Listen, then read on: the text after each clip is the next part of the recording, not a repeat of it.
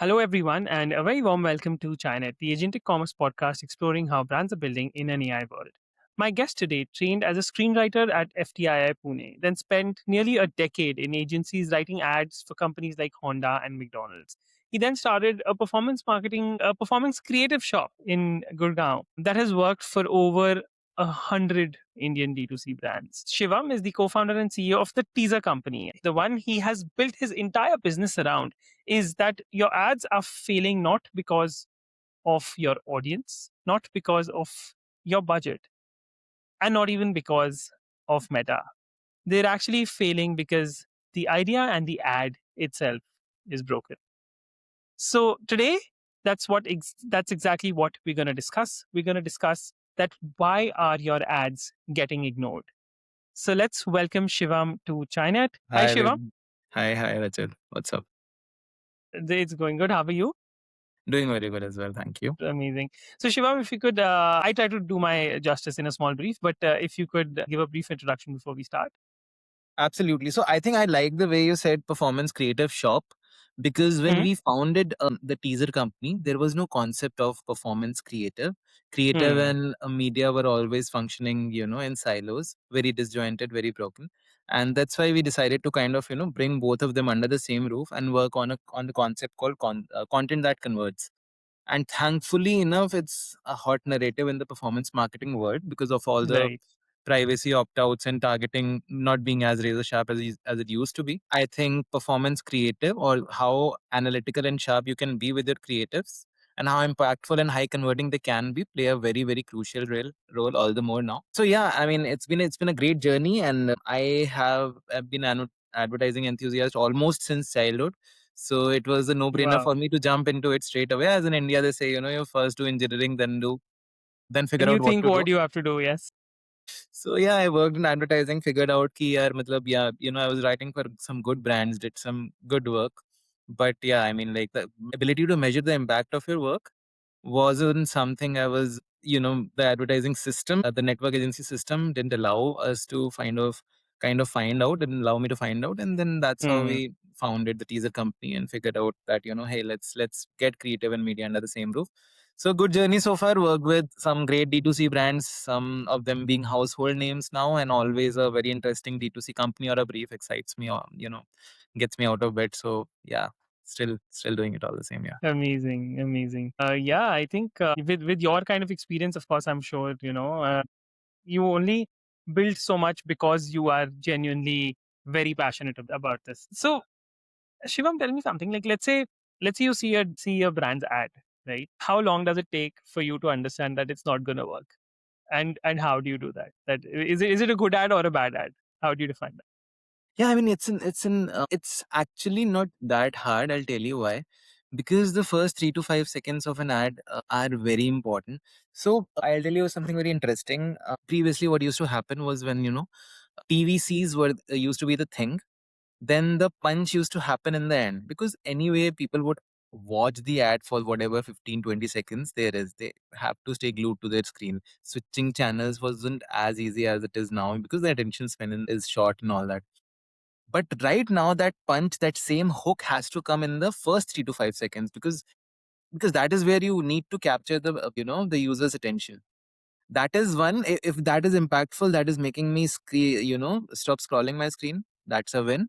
Second is its relevance to the product. I mean, you cannot have a hook that is completely relevant to the product, and how sharp the product can be integrated in the initial seconds. That's the second criteria.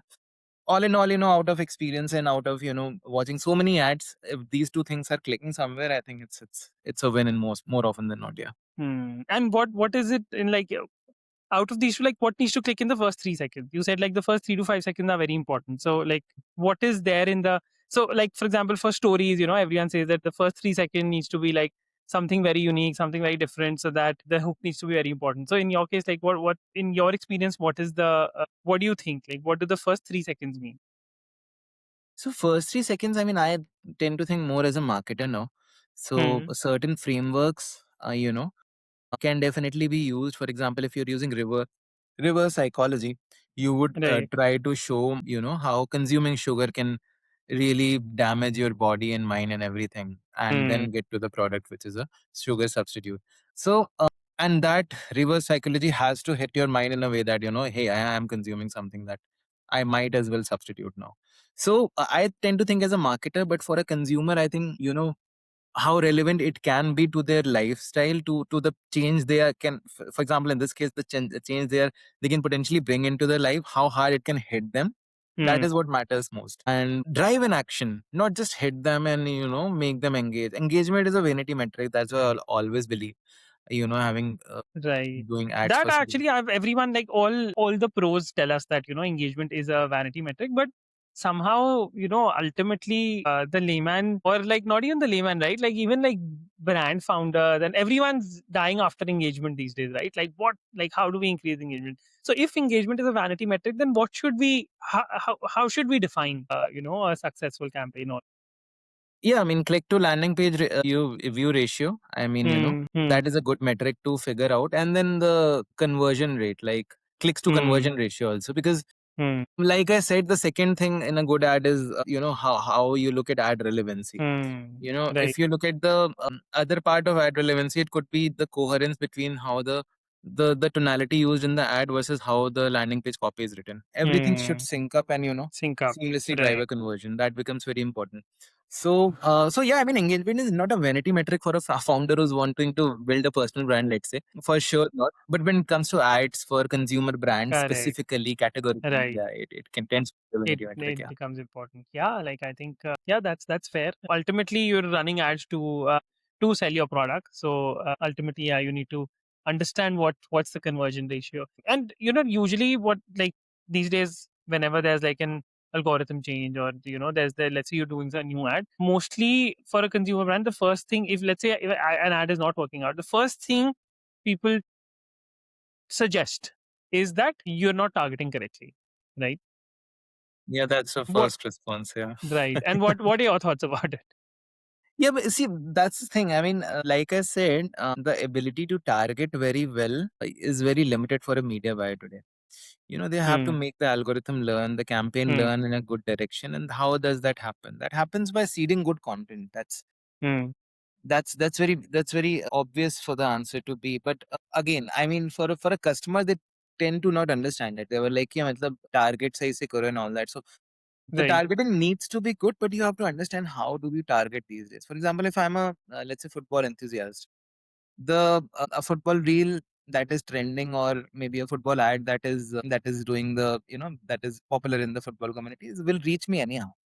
So Hmm. you have to understand that a sort of a 35-year-old male living in Delhi who is into, let's say, a particular football club needs to watch this to buy my merchandise. And Right. if you and you have to communicate that in the content and not beat around the bushes. The algorithm is very sharp to understand what the hell is being talked about in the content, Hmm. and what can be the potential targeting around that. So the latest meta updates also tells you to have multiple ads and an ad for every use case. You don't need to necessarily target those cohorts, but have some kind of communication for every cohort that is in your mind when it comes to your product. Got it. So yeah, basically that.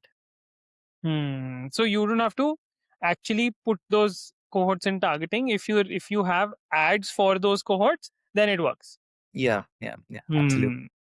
So Yeah, basically, yeah, like I think targeting itself is becoming very, probably, I think behind the scenes, Meta is also making it very AI driven, and they would eventually, I think, just decide your targeting based on their knowledge of your brand and your creative and your ad, right? Like absolutely, man. eventually I you don't mean, have to. it could eavesdrop a conversation. I mean, if you're talking about something a lot, you might as well see an ad. Hmm. So I mean, the amount of information they have is Right. amazing. It is a lot, but Hmm. the amount of Yeah. targeting options you have is very limited. So how do you do that? Hmm. That just have a piece Correct. of for everything in your mind. So the content piece becomes more important than the targeting piece, basically, Yeah, the absolutely. targeting strategy. Fair. Yeah, Now, if we talk about content, I loved you were saying in your post the other day that a lot of best performing ads were actually just shot in a room with minimal equipment, right? Versus very high production ads, which have like thousands or lakhs in budget. What do you think those high production ads get wrong, and these lo-fi indie ads get right? Yeah, see, primarily, I think, see, when you're watching for something relatable, you tend to not watch an ad that looks like an ad. You would might as well skip it. So when we are on YouTube, a lot of times we know that the brands are running ads for building recall, and it's right in their place. But what do you Right. look for? You look for the skip button as soon as you can get your answer. On the other Yes. hand, if let's say, for example, I'm again, if let's say I'm doing marketing for a brand that is the Ayurvedic brand that is curing or helping aid PCOS and PCOD for a woman, Right. which we have done a lot, by the way. That's why it just struck my mind. And if Mm-hmm. a woman encounters a relatable woman who's facing a similar symptom and wants to kind of listen to her before even thinking about buying the product, and she would listen, right? I mean, Hmm. that's what they look for when that's what you look for while doing an ad, and that's what a consumer looks for when scrolling their feed. If an ad, unless and until they're passionate about the brand, and doing ads about awareness and recall is a totally different ballgame. But when you're doing for conversions, you look for that kind of factor in your ad, which is like you said, very indie, very very relatable, very organic, and something Hmm. you would identify with. And if you're able to kind of find something or create something, it can be. Yeah, it works. Yeah, you're right, because a very close friend who runs a consumer brand, and the other day I was looking at their creators, and they're a very small brand, must be doing like probably anywhere between like just like 20, 30 orders a day. And all their creators had like a big logo, right? Like be it ads, be it their social media posts. And they were like, no, you want to build a brand, you want to build we want to have that recall and all. And I had a very like we were talking, and the one thing, we were talking to a mentor, and the biggest thing he said, that bro, you don't like a big logo will not build recall. Like your logo is important only for you. No one else cares about your logo. No one else cares about the colors of your brand. That's So true, you. so true. I mean, for a brand going 10 to 30 orders a day, definitely. I mean, Yeah, yeah, you could safely say that, no one cares about no as one of cares now, and about you your might as well logo. change your strategy. Right, right. Yeah. So, Shivam, you have a 5 link, like a creative chain pattern which you discussed, where there's like interrupt, curiosity gap, emotion, belief, action. Can you tell us that that's a very interesting, like like a pattern which you've that chain that you've developed. So can you tell us a bit more about that? Yeah, so what we follow when we are doing, let's say, finding the product market fit is called angle testing. That's a framework we have created, and we have productized into a tool called Angle Lab. So the idea of doing that is, you find as many angles that are Okay. very universal in philosophy. For example, before, after, problem, solution. Then if you come to the middle funnel, it could be social proofing, urgency creation, and some universal formulas that apply to every brand. You just create do a creative against all the ideal customer profiles, and marry it with all the possible angles that exist, right? And once you do that and you put it onto Meta and Hmm. do through and through angle testing, Hmm. and it will automatically identify the messaging that is working for you, that what is the Hmm. possible positioning for you, the proposition you should build upon. And you should do this exercise not just to drive sales, but also find the core cohort, Hmm. and before investing anything into brand awareness. Because a lot of brands, what they do, when they're starting out, or at a foundational stage, they tend to invest into brand guidelines, Hmm. maybe brand campaigns, brand collaborations. Yes, there's a Right. place to do it. I mean, there's definitely a right time to do it, and it's not in the beginning. Yes, I Hmm. mean, I understand being very passionate about your brand, but like you said, it's your brand. That's why you tend to be, very much Hmm. possessive. Right. When you do an universal round of angle testing and actually figure out what is the key message that is resonating with your core cohort, Hmm. before even finding your core cohort, let later do that. And once you Hmm. do that, then you understand your USP, your positioning, the thing you should actually build upon, maybe your next product launch, next category or collection strategy, or anything Right. when it comes to brand, maybe the right kind of influencers, etc. So that Hmm. is what we follow as a framework. Even with before we do any, let's say, UGC ad, we want to do a very thorough angle testing, create Hmm. all the possible angles against every product that we have, Yeah. and figure out the messaging that is actually working for Wow. the So for you're saying for every product the brand has, you will find every angle possible. So let's say let's take an example of a wellness brand.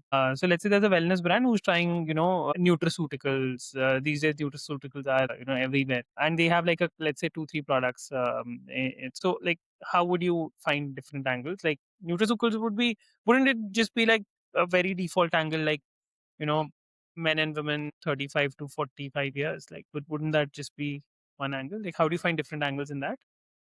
Let's maybe dive deeper into that. What would the nutraceutical be about? Let's assume it's for general health and sleep, and yeah, let's call it like sleep and health and pain. Let's say back pain, for example. Okay. Okay, so let's stick to one Let's thing. stick to one. Yes, let's stick Let's to say one. let's You can choose. You can choose. Yes, yeah. Let's someone for something for a good sleep. I Right. mean, there are lots of. So if you look at the nutraceutical part of things, it's melatonin. Melatonin is Correct. all the rage, Right. where has been for quite a while. And then for Hmm. the Ayurvedic space, we have ashwagandha, which is Right. very universal. But yes, a good sleep is one of the good things about it. Right. So for any of it, let's say if it's melatonin, straight away Hmm. addressing sleep. First of all, you figure out different cohorts or ICPs, which is ideal customer profiles.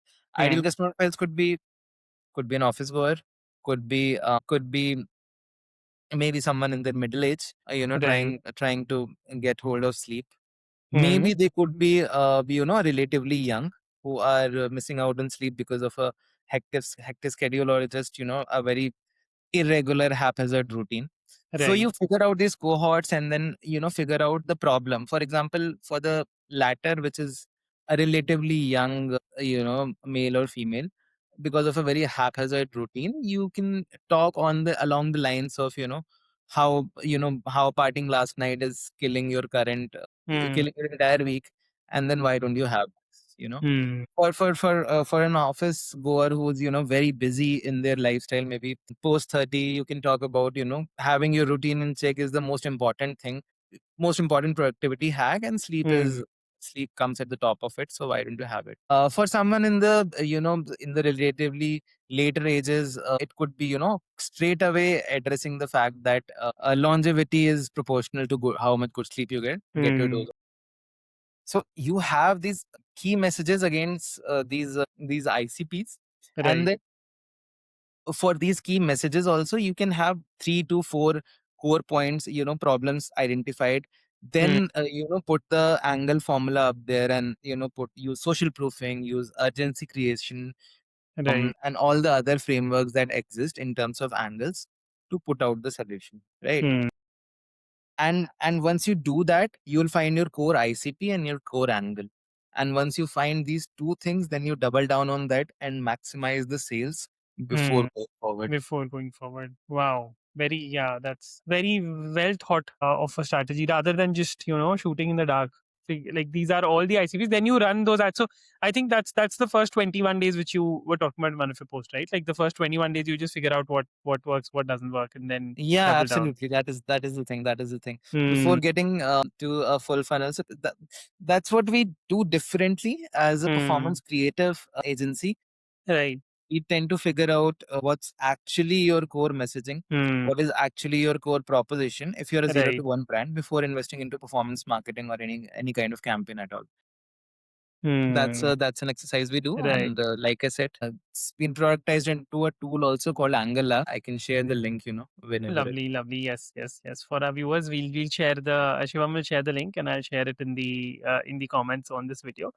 But that's pretty cool. And honestly, Shivam, I think you started way back, but recently Meta also released this that that don't like make at least 20 creatives per ad, keep as many creatives, as many different ways. That's exactly what I think. Even Meta has now started suggesting that that's how you should run your ads. And how did that feel? Like you're probably you must be like, ah, this is exactly what I was doing in the last 3 years, right? What Meta is saying now. Yeah, yeah, absolutely. And in fact, This time in Meta's agency release, playbook, we Right. have a column of Angle Lab there. So Lovely. Wow. we developed it with Meta only, and it's going to be put out to the agency network very soon. Right. So yeah, it's Amazing. good to see, and it's good to. I mean, in even in the larger performance marketing space, it is good to see the value of creatives being realized, the value of messaging rather than just pushing it out in the Just form pushing of it one out. creative asset and looking at like an object. Hmm. It's being Correct. realized, it's being becoming the core of all things media and performance. So very good to see. Hmm. And I think I'm sure today all the media wise know the importance of. Importance of creators. Yeah. And recently, like since we're talking about content, founder-led content is doing really well, and everyone's saying that the founder, you should only put the founder in the ad, don't put anything. It should just be the founder talking. Yeah. What are your thoughts about that? Like, when should a founder actually be the main protagonist in an ad versus a generic ad? Yeah. So I think the it comes down to also how keen the founder is about that. Sometimes the founders are in a place where they think that they do well behind the camera and not coming to the fore, which is completely their choice. However, Hmm. I have like seen this since a long time. Founders coming to the camera and talking about the brand goes a long way in direct sales also. So Hmm. back then during COVID 1, we did it for a milk based brand where just the founder would talk about the quality of the milk and drink it towards the end. Just builds a lot Hmm. of trust, man. If you're just The- facing the camera and drinking that milk, I mean, the ROAS went through the roof because it was a very fresh thing to do at that point in time. Now that, Right. Now everyone's doing it, but yeah, that time it was very unique. yes, but still the amount of trust you can garner, Hmm. that is immense. Even, Gynoveda, an Ayurveda women brand, which has, of course, done a great run. Its founder was very, central to all the things, all the ads that were created, and a lot of other examples I'm sure that are around us. But one of the things that just struck me. Hmm. So yeah, I mean, like founders, and if you are comfortable, being in front of the. Right. Hmm. Yeah. So like till now, till last year, performance marketing was mostly get people to your website, maybe to Amazon, mostly to your website, and then get them to purchase directly from you. Right. That was the whole goal of let's say marketing on Instagram versus Amazon directly. Now I think that game is also changing because of quick commerce, right? It's eating direct sales every day, and it's almost like an evil which no brands cannot ignore. They have to be on quick commerce. Whether they're able to make money on that or not is a different story, but they have to be there to reach the right customer. But how does quick commerce change the viability and the feasibility and the reach of an ad? That what can an ad do with respect to quick commerce and cannot do for a brand? See, I think, I mean, good question, of course, and see, eventually it will be a part of the entire, seamless sort of, channel that is being created between the brand and the consumer. Right. Because even now there are collaborative ads that you run via Meta, and Mm-hmm. they integrate with your landing page on Blinkit or Zepto, and the attribution can be seen on your campaigns. Hmm. So Right. I mean, QCOM, and I don't know how much of a how sustainable is QCOM, honestly. That is my Hmm. personal take because of a lot of other things I see as Right. its consequence. But yeah, I mean, as far as it is there, it is inevitable, Hmm. for your ads to be, integrated with your QCOM landing page. And Right. the bottom line should have both the things in, because quick delivery goes hand in hand with, good ads. So Hmm. you cannot have late deliveries be a deterrent to the larger performance marketing. So that is already being happening. I mean, that is already happening as we speak. So it Right. will only Right. enhance if QCOM is here to stay, which it is there Hmm. in all. Yeah. Fair. Fair. Yeah. That makes sense. That it's just it's another delivery channel at the end of the day, and if your if your ads are doing well, doesn't matter whether it's coming from the like from an ad perspective, it doesn't matter whether it's actually coming from the sales coming from website or quick commerce. If a person Yeah. wants it instantly, then they might as well go on a quick commerce app and then purchase that product if they're seeing the ad and and if you're striking the right chord. Yeah, because there's no point competing with your presence on some other channel with your website. I mean, if that can be Hmm. integrated, it's a win for everyone eventually, right?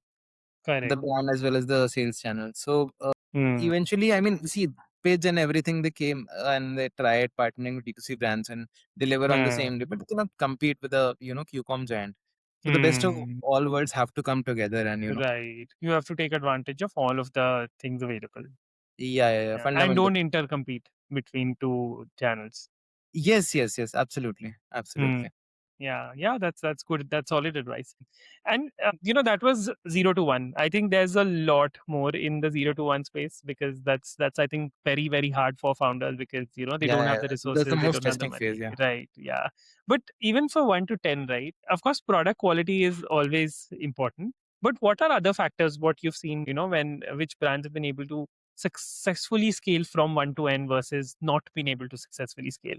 You mean what are the characteristics of a brand at scale from there? Characteristics of a brand or their content, like whichever, like if I have a 1 to n brand, what would be your advice to me? That how, if I'm now going for scaled, then what would be your advice to me? Yeah, I mean, omni-channel is one for sure. I mean, Hmm. because that is where I feel, I've seen a lot of brands failing after hitting that product market fit. They are Right. relying too much on one channel, and then the competitor comes up and they don't know what to do. So Hmm. omni-channel presence and getting on as many channels as possible when you know your product market fit has been established is very important. Right. That is one. Secondly, looking for fresh collections and subcategories within that what you call as a complementary product to what you already have to Right. expand your I mean, you know your core TG, you know the products. For example, if you're there's a classic example of Apple doing iPods and then having the music store alongside where people could purchase Correct. songs. So just maximizing your lifetime value rather than Hmm. if for example, if your frequency of purchase is low and you have occupied like certain chunk of your target audience, you can't wait for the next time till they purchase again. You have to have those subsequent collections and launches coming up so that you can maximize LTV. Then omni-channel presence, Hmm. like I talked about. And also, I mean, there's a like we spoke in the beginning, there's a time to invest into brand. You have to invest a little into brand loyalty Hmm. by getting to know your consumer more and more and giving them a reason to visit Hmm. and remember your name. And it Hmm. doesn't need to be a ad. There could be various activities through your CRM, through maybe certain activations in spaces where your clusters are present. And Correct. Then retention marketing, physical events, and all of that needs to be yeah. Yeah, you're right. That is the time to invest in the brand, not zero to yes, one. 1 to n is the time to invest in a brand. absolutely, absolutely. Hmm. That is the thing. So omni-channel Right. brand and then these small activities. Yeah. Hmm. Right. And give me 5 reasons which you have seen when an ad does not work. Like, even if the founders try whatever everything in the playbook and it just doesn't work. What are those reasons where they usually, where there are blind spots for founders? Yeah, see, that means you have a, product market fit problem, potentially a pricing Hmm. problem. Hmm. You would need to kind of, probably figure out that if you don't have a strong enough point of differentiation, if your offer is too weak, for example, skincare acquisition needs you to have good offers. I mean, across all brands I've seen for acquisition. And if that is weak, you are missing out on a potential purchase. So these things are, I mean, I think good offer, probably the wrong pricing, maybe a clear a lack of clear differentiation, too cluttered a market, where supply is Hmm. more than demand. Yeah, supply is more than demand. So 3 to 4 reasons where your ad is not working. As they say, product a good product is 99% of the advertising you do. So Correct. probably you have to come back to the basics and look at your product, Right. fix those things before doing, because you've tested Go enough, back to right? the drawing board. Yeah, yeah, yeah, exactly, exactly, exactly. Fair. It can be a product problem, it can be a pricing problem, it can be a market fit problem. Maybe the market is very cluttered. There are lots of competitors. Yeah, fair. That so basically it boils down to the product at the end of the day. Fair. Do you like today what AI can do in the e-com world? Does it bore you? Does it scare you, or does it excite you? It's very exciting, man. Definitely, it's very Hmm. exciting. Of course, it's changed a lot of things around us ever since AI happened. I mean, ChatGPT instead of Google. I mean, now that Gemini is there. But anyway, so I mean, the way you looked at search and discovery has Hmm. completely changed. So marketing or lifestyle, I mean, AI has disrupted it to an extent where I'm very, very hopeful to see a lot of interesting things coming into the picture, including marketing, of course, and very bullish, of course, very bullish. Yes, survival of the fittest will always happen there, because you may have seen, a lot of companies that were basically, what do you call them? There's a term that was just rappers, right? Rappers have kind of, uh, Right. faded away after a strong start, but with strong fundamentals and use cases and probably tech, I think they're here to stay for sure. The wave is still on. Yeah, yeah. You're right. Like in general, all industries use, like, the moment something new happens, there's like a crazy hype, and everyone thinks that the world's gonna change, and it does change. But then things slow down, and then the reality actually strikes that, okay, these are the things which can be done, these are things which can't be done. There are so many companies which laid off, like, hundreds of engineers, of digital marketers, and thought everything can be done by AI. Now they're rehiring those, because of course you need Mhm. you need humans, right? You cannot completely do that. Amazing, Shivam. This was wonderful. This was a very interesting session. Same here, Yeah, man. thank Same, you, thank you so absolutely. much. It It was was great. lovely, and I think there's a very very big takeaway for brands who would be listening to this podcast. That you do not spend money to fix the wrong problem. First, figure out what's your problem. Is it the Yeah, product? Is it the scaling? Is it the ad? Is it the creative? Is it what is it? How do you, if something is broken, then first figure out what's broken, do those tests, and then double down. 100%, Yes, 100%. And thank I had a you. lot more takeaways, I'm assuming. So it was fun. It was a fun session. I had fun as well, and very, very sort of insightful in a lot of ways. I am sure. Yes, 100%. It is it, and for I'm sure it must be for our viewers as well. For our viewers, that was Shivam. You can find him on LinkedIn. He'll be tagged on all our videos, and you can find the teaser company at theteasercompany.com. If someone you know is about to increase their ad budget without fixing their creatives, please send them this episode, and please get them in touch with Shivam. He can definitely help them not make the same mistake again and again. Thank you, Shivam. Thank you for doing Thanks a lot, this. Richard. Have a good day. Yes, you too. Bye bye.